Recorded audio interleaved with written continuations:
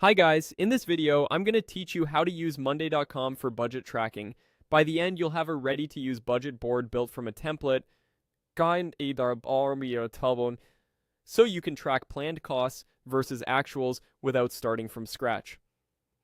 Begin on your Monday.com homepage.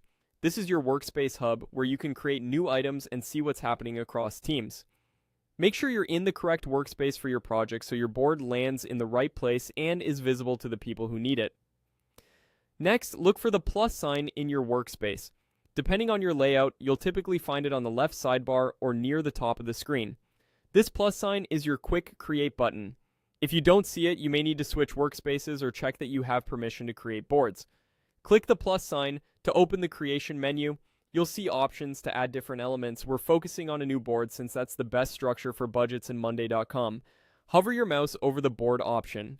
This reveals different ways to create a board, including building from scratch or using a pre-built setup.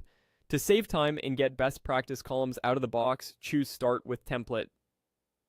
The Templates Center will open. In the search bar at the top, type Budget. This filters the gallery to budget-related templates and helps you land on the right structure quickly. Searching keeps you from scrolling through unrelated options. From the filtered results, select the budget plan template. This one is designed for financial tracking and typically includes columns for categories, owners, planned amounts, actual spend, and variance, along with status indicators. You can preview it to confirm it suits your needs. Click Use Template.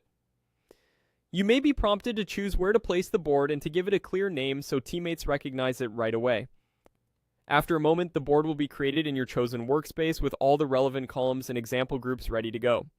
At this point, your budget tracking system is in place.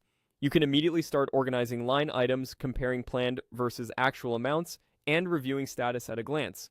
If your account supports it, you'll also be able to add views like charts or dashboards later to visualize spend over time.